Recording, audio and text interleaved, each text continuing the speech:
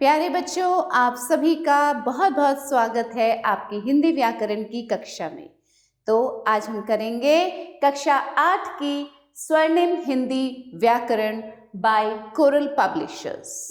तो आइए आज शुरू करते हैं आपकी हिंदी व्याकरण का एक नया पाठ 10 संज्ञा विकार, और इसके अंतर्गत हम पढ़ेंगे लिंग। तो पहले तो हमें यह समझना है कि लिंग क्या होते हैं। तो आइए इन चित्रों को देखें। पहले धोबी कपड़े धो रहा है, और यहां क्या हो रहा है? धोबिन कपड़ों पर इस्त्री कर रही है। बच्चों, उपर्युक्त वाक्यों को पढ़िए और समझिए। पहले वाक्य को पढ़ने से ज्ञात होता है कि कपड़े धोने वाला कोई धोबी यानी कि पुरुष है, और दूसरे वाक्य को पढ़ने से ज्ञात होता है कि कपड़ों पर इस्त्री करने वाली कोई धोबिन स्त्री है। तो बच्चों, पहले चित्र से क्या ज्ञात हुआ कि कोई पुरुष ये कार्य कर रहा है। पुरुष यानी कि धोबी। धोबी कौन है? पुरुष है। और दूसरे चित्र में क्या है? धोबिन। धोबिन जो है वो है स्त्री। अतः जिस चिन्ह के द्वारा यह पता चले कि संज्ञा पुरुष जाति की है अथवा स्त्री जाति की, वह चिन्ह लिंग कहलाता है। तो जिन चिन्हों से यह पता चलता है कि संज्ञा जो है वो पुरुष जाति का है या स्त्री जाति, उसे कहते हैं लिंग। अब परिभाषा पढ़ते हैं। शब्द के जिस रूप से पुरुष अथवा स्त्री जाति के होने का बोध होता है उसे लिंग कहते हैं। ध्यान दें। अब बच्चों, लिंग शब्द का तात्पर्य चिन्ह अथवा पहचान का साधन है। लिंग शब्द का तात्पर्य क्या है? चिन्ह या पहचान। अब पढ़ेंगे हम लिंग के भेद। पुल्लिंग और दूसरा है स्त्रीलिंग। अब पुल्लिंग क्या है? पुरुष जाति का बोध कराने वाले शब्द पुल्लिंग कहलाते हैं, जैसे पुरुष, सुनार, कहार, लेखक, शिक्षक, पंडित, कवि आदि। जो शब्द हमें पुरुष जाति का बोध कराते हैं उन्हें कहते हैं पुल्लिंग। अब ये उदाहरण आपने पढ़े अभी। अब आता है स्त्रीलिंग। स्त्री जाति का बोध कराने वाले शब्द स्त्रीलिंग कहलाते हैं, जैसे स्त्री, सुनारिन, कहारिन, लेखिका, शिक्षिका, पंडिताइन, कवयित्री आदि। और जो शब्द हमें स्त्री जाति का बोध कराते हैं उन्हें कहते हैं स्त्रीलिंग। अब बच्चों जरा ध्यान दें। बच्चों, प्राणीवाचक संज्ञाओं आकाश, कुर्सी, चांदी, छाता, छड़ी, नदी, पर्वत, सोना आदि, इनकी लिंग पहचान के लिए व्याकरण के नियम, लोक परंपरा और व्यवहार को ही माध्यम बनाना चाहिए। जो प्राणीवाचक संज्ञाएं हैं, इनके लिंग का पहचान अगर करना है तो उसके लिए व्याकरण के कुछ नियम, कुछ लोक, कुछ परंपरा और व्यवहार को ही हमें माध्यम बनाना जरूरी होता है। डॉक्टर, प्रधानमंत्री, मंत्री, मैनेजर, राजदूत सरीखे पदवाची शब्दों में लिंग परिवर्तन नहीं होता। अब जो पदवाची शब्द होते हैं, जैसे डॉक्टर एक पद है, प्रधानमंत्री पद है, राष्ट्रपति पद है, तो इनमें कोई लिंग परिवर्तन नहीं होता, चाहे पदधारी व्यक्ति पुरुष हो या स्त्री। अब अगर प्रधानमंत्री पुरुष हैं तो भी प्रधानमंत्री ही कहे जाएंगे, और अगर कोई स्त्री है प्रधानमंत्री किसी देश की तो उन्हें भी प्रधानमंत्री ही कहा जाएगा। इसमें लिंग में कोई परिवर्तन नहीं होता। इन शब्दों के लिंग का परिचय क्रिया के द्वारा ही जाना जा सकता है। जब हम वाक्य में इसको प्रयोग करते हैं तो उसमें जो क्रिया लगाते हैं उस क्रिया के द्वारा इनके लिंग का परिचय होता है। जैसे सभापति आए, पुल्लिंग, ये पुल्लिंग होगी। सभापति आई, ये हो गया स्त्रीलिंग। डॉक्टर गए, पुल्लिंग। डॉक्टर गई, स्त्रीलिंग। ठीक है, क्रिया गए, गई, इससे हमें पता चला कि वो पुल्लिंग है या स्त्रीलिंग। पुल्लिंग की पहचान। अब पुल्लिंग की पहचान कैसे होगी? जिन शब्दों के अंत में अ आता है उनकी गणना पुल्लिंग में की जाती है। जैसे उपवन, नाच, खेल, मन, मेल, वन, मिलाप, संसार, नल, जग, चल, रेल, सर आदि। अंत में अ आया सब में। जिन शब्दों के अंत में आ, आव, पन, न प्रत्यय लगे हों वे प्रायः पुल्लिंग होते हैं। जैसे अब आ, देखिए आ प्रत्यय से शब्द छोटा, मोटा, खोटा, लोटा, घड़ा, पैसा, थैला, कपड़ा, चमड़ा आदि। सबके अंत में क्या है? आ प्रत्यय। अब आव प्रत्यय बहाव, चढ़ाव, लगाव, बढ़ाव, छिपाव, दुराव, बचाव, खिंचाव। पन बचपन, लड़कपन, बालपन, पागलपन, छुटपन, बड़प्पन आदि। न लेन देन, पालन, दमन, मनन, अध्ययन, चरण, हरण आदि। तो क्या समझ आया बच्चों कि जिन शब्दों के अंत में अ लगता है उनकी गणना पुल्लिंग में की जाती है और जिन शब्दों के अंत में आ, आव, पन, न प्रत्यय लगे होते हैं उनकी गणना भी पुल्लिंग में ही की जाती है। अब और क्या पहचान है पुल्लिंग की? बड़ी, बेडौल, भारी भरकम और मोटी वस्तुओं का बोध कराने वाली संज्ञाएं पुल्लिंग होती हैं। वो संज्ञाएं जो हमें बड़ी किसी वस्तु या बेडौल वस्तु या भारी भरकम या मोटी वस्तु का बोध कराती हैं वे संज्ञाएं होती हैं पुल्लिंग। जैसे कूड़ा, गट्ठर, जंगल, ट्रक, बंडल, बोरा, पर्वत, रस्सा, लक्कड़, डिब्बा आदि बड़ी बड़ी वस्तुएं। अनाज, अब अनाज उड़द, गेहूं, चना, चावल, तिल, बाजरा, मटर, मक्का, जौ आदि। ज्वार, अरहर स्त्रीलिंग है। अब ध्यान दीजिएगा ये सभी अनाज पुल्लिंग हैं, केवल ज्वार और अरहर जो है वो है स्त्रीलिंग। ग्रह, अब जो ग्रह हैं वो भी पुल्लिंग ही हैं। राहु, केतु, सूर्य, चंद्र, मंगल, बुध, बृहस्पति, शनि आदि।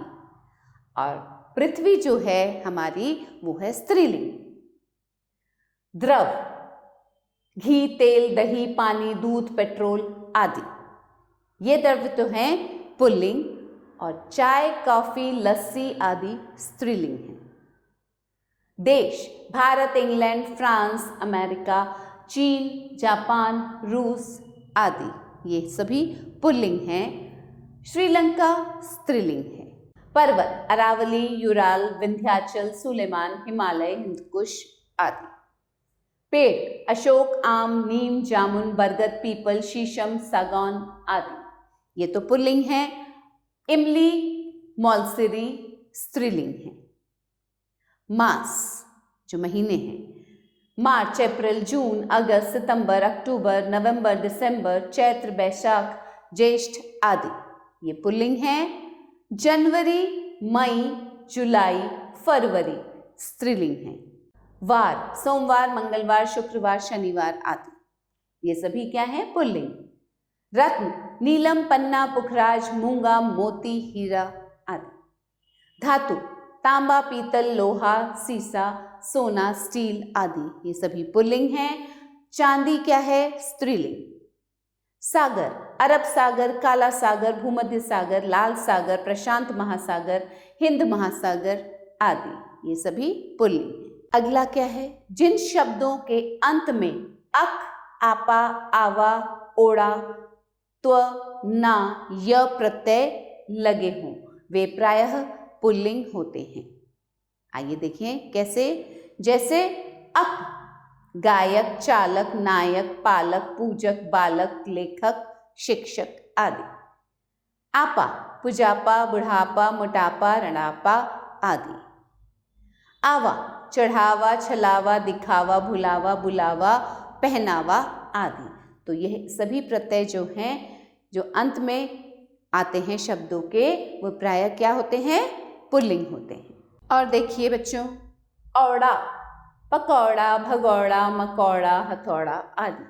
त्व प्रत्यय अपनत्व, कवित्व, ममत्व, महत्व, पुरुषत्व, स्त्रीत्व आदि। ना, टहलना, पढ़ना, लिखना, सजाना, सोना, हराना आदि। य आलस्य, प्रिय, भवदीय, मनुष्य, शिष्य, सौंदर्य, स्वास्थ्य आदि।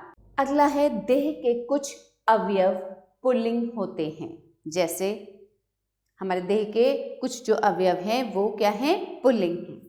अंगूठा, कंधा, घुटना, दांत, नाखून, बाल, मस्तक, सिर, पैर, हाथ, हृदय, ये सभी पुल्लिंग हैं। वर्णमाला के अक्षर या वर्ण पुल्लिंग होते हैं। जैसे अ, आ, उ, ऊ, ए, ऐ, ऋ, क, च, ट, त, प, र, ह आदि। छोटी ई और बड़ी ई और ई स्त्रीलिंग होते हैं। अरबी फारसी के खाना से अंत होने वाले शब्द पुल्लिंग होते हैं। जैसे जिसके अंत में खाना आता है, कारखाना, चिड़ियाखाना, जेल खाना, डाक खाना, दवा खाना, पागल खाना आदि।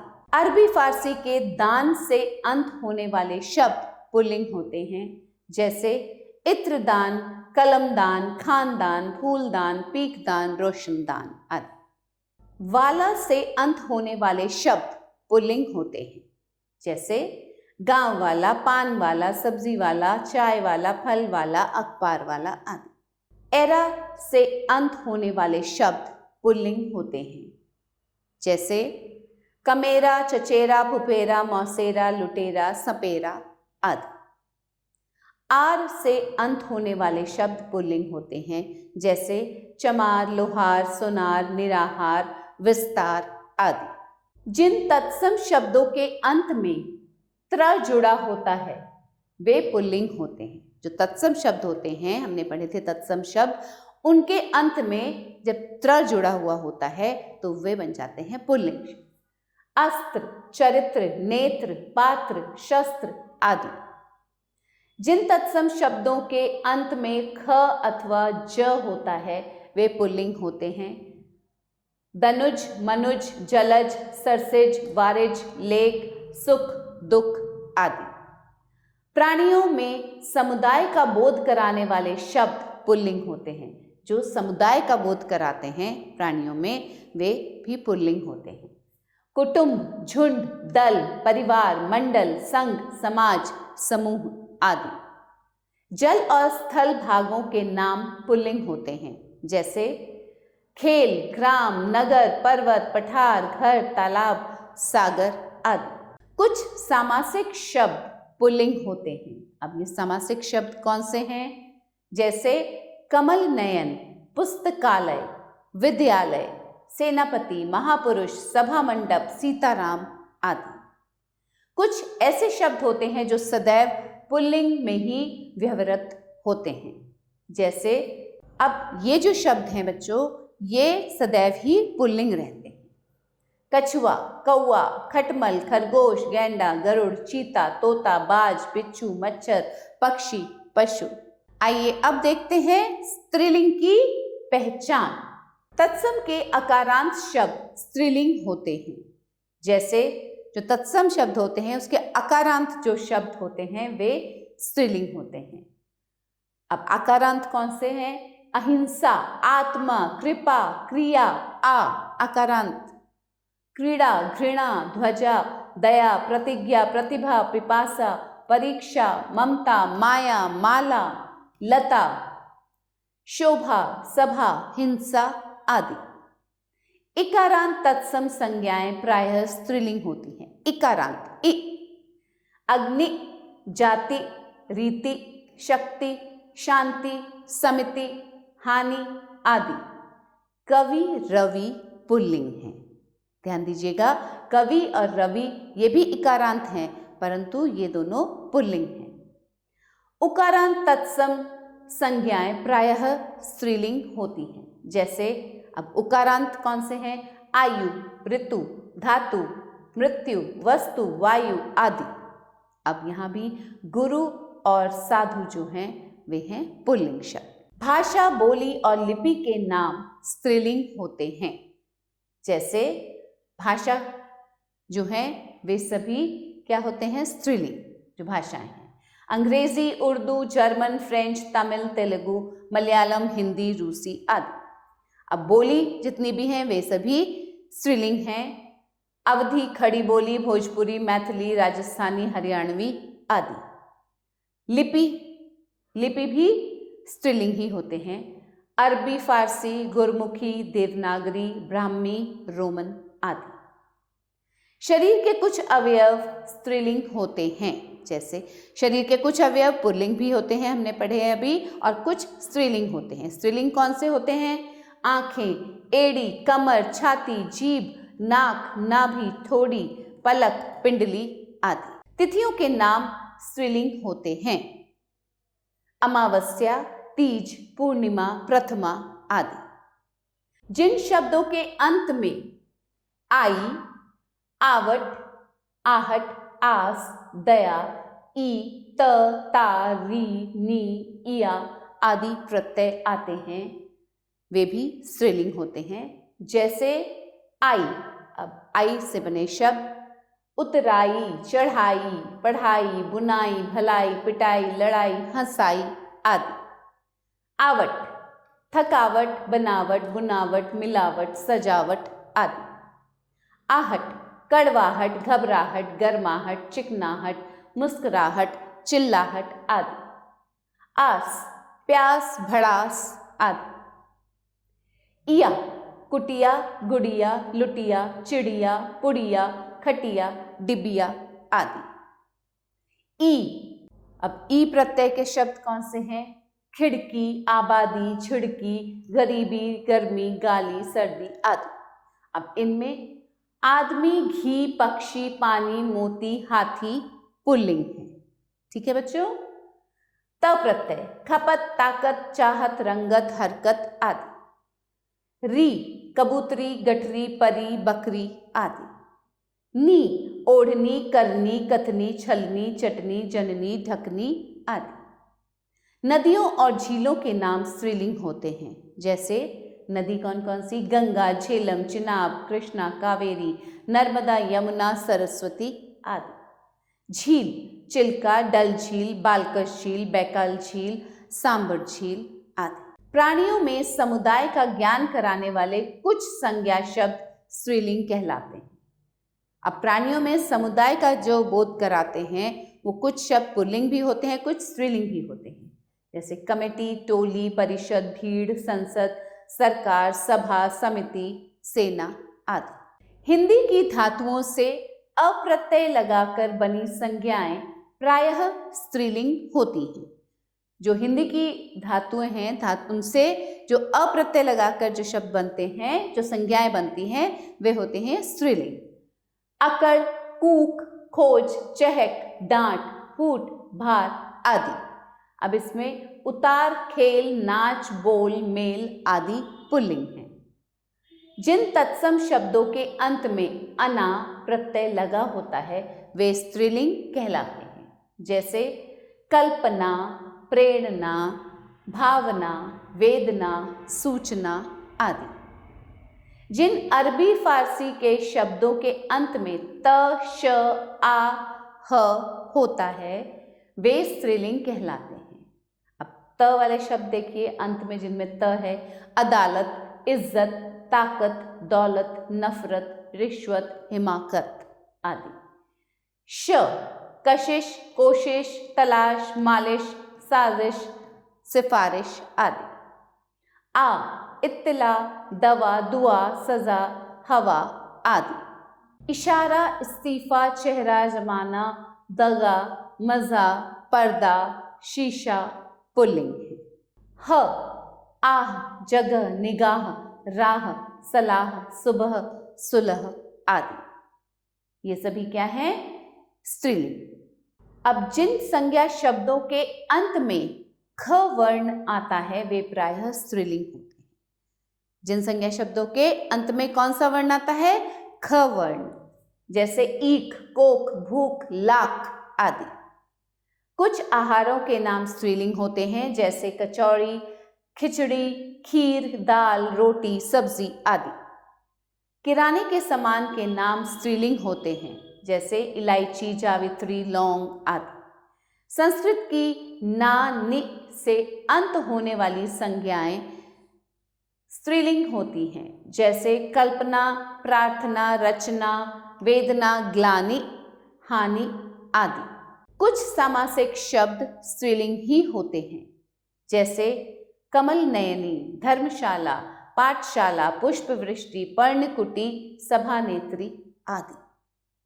कुछ शब्द ऐसे होते हैं जो सदैव स्त्रीलिंग में ही व्यवहृत होते हैं। कुछ शब्द ऐसे हैं जो हमेशा ही स्त्रीलिंग में ही प्रयोग किए जाते हैं, जैसे कोयल, गिलहरी, चील, तितली, दीमक, मकड़ी, मछली आदि। अब देखिए, खरगोश का क्या हो गया? मादा खरगोश। खरगोश पुल्लिंग, उसका स्त्रीलिंग मादा खरगोश। कौआ, मादा कौआ। अब देखिए, नित्य स्त्रीलिंग और नित्य पुल्लिंग। जो नित्य स्त्रीलिंग रहते हैं उनका पुल्लिंग क्या बनता है? मछली, मछली का नर मछली। कोयल, नर कोयल। मैना, नर मैना। क्योंकि इनमें कोई बदलाव नहीं होता है, इनका पुल्लिंग जब बनते हैं तो उसमें हम नर लगा देते हैं। मक्खी, नर मक्खी। तितली, नर तितली। चील, नर चील। ठीक है बच्चों, आया समझ में आपको? तो आइए अब करते हैं अभ्यास। देखिए आपने क्या सीखा। लिंग की परिभाषा उदाहरण सहित लिखिए। तो बच्चों, हमने इस पाठ के शुरुआत में ही लिंग की परिभाषा पढ़ी थी, तो उस परिभाषा को एक बार फिर से पढ़िएगा और स्वयं ही उदाहरण सहित लिखिएगा। लिंग के कितने भेद होते हैं? प्रत्येक के 5-5 उदाहरण दीजिए। अब लिंग के भेद भी हमने अभी पढ़े हैं, वो भी आप स्वयं करेंगे। 3 ऐसे पर्यायवाची शब्द लिखिए जिनका प्रयोग सदैव पुल्लिंग एवं स्त्रीलिंग में होता है। तो ऐसे शब्द हैं जल, विद्या और सूर्य। ठीक है बच्चों, निम्नलिखित शब्दों के लिंग परिवर्तन कीजिए। तो अभी यहाँ पे शब्द दिए गए हैं, इनका हमें लिंग परिवर्तन करना है। अध्यक्ष, अध्यक्ष पुल्लिंग है, इसका स्त्रीलिंग क्या हो जाएगा? अध्यक्षा। ब्राह्मण, ब्राह्मण पुल्लिंग, ब्राह्मण का स्त्रीलिंग शब्द होगा ब्राह्मणी, स्त्रीलिंग ब्राह्मणी। डिबिया, डिबिया स्त्रीलिंग है, इसका पुल्लिंग क्या होगा? डिब्बा। नाई, नाई पुल्लिंग, इसका स्त्रीलिंग नाइन। पंडित, पंडित पुल्लिंग शब्द है, पंडित का स्त्रीलिंग पंडिताइन, पंडिताइन। पाठक, पाठिका। परिचायिका, अब परिचायिका स्त्रीलिंग शब्द है, इसका पुल्लिंग क्या होगा? परिचायक, परिचायक। बलवती, बलवती स्त्रीलिंग है, इसका पुल्लिंग है बलवान। स्वामी, स्वामी का स्त्रीलिंग स्वामिनी, स्वामी स्वामिनी। दात्री, दात्री स्त्रीलिंग शब्द है, इसका पुल्लिंग है दाता। ठीक है बच्चों, आया समझ में? तो अब बच्चों हम करेंगे सही कथनों के सामने सही और गलत के सामने गलत का चिन्ह अंकित कीजिए। उकारांत तत्सम संज्ञाएं प्रायः स्त्रीलिंग होती हैं। जी हाँ, ये सही है, तो इसके सामने सही का चिन्ह। भाषाओं के नाम पुल्लिंग होते हैं, नहीं, ये गलत है। वर्णमाला के अक्षर पुल्लिंग होते हैं, ये सही है। बेडौल वस्तुओं को व्यक्त करने वाली संज्ञाएं पुल्लिंग होती हैं, ये भी सही है, तो सही का निशान लगाएंगे। आंख, नाभि, जीभ, छाती, कमर आदि अंग स्त्रीलिंग होते हैं, ये सही है। सही विकल्प चुनकर वाक्य पूरे कीजिए। हिंदी में लिंग के भेद होते हैं। कितने भेद होते हैं? 2, 4, 3, 5। 2 भेद होते हैं। निम्नलिखित शब्दों में पुल्लिंग है। नर्मदा, खोज, दौलत, कवि। तो कौन सा शब्द पुल्लिंग है? कवि पुल्लिंग है। निम्नलिखित शब्दों में स्त्रीलिंग है। खड़ी बोली, ममत्व, पन्ना, भारत। खड़ी बोली स्त्रीलिंग है। निम्नलिखित शब्दों में स्त्रीलिंग नहीं है। कौन सा शब्द स्त्रीलिंग नहीं है? भाषा, हरकत, संसद, हृदय। हृदय जो है वो पुल्लिंग है, स्त्रीलिंग नहीं है। तो बच्चों, ये पाठ आपको अच्छे से समझ आया होगा। फिर मिलेंगे एक नए पाठ के साथ, कुछ नया सीखने के लिए, कुछ नया पढ़ेंगे। तब तक के लिए पढ़ते रहिए, बढ़ते रहिए। आभार।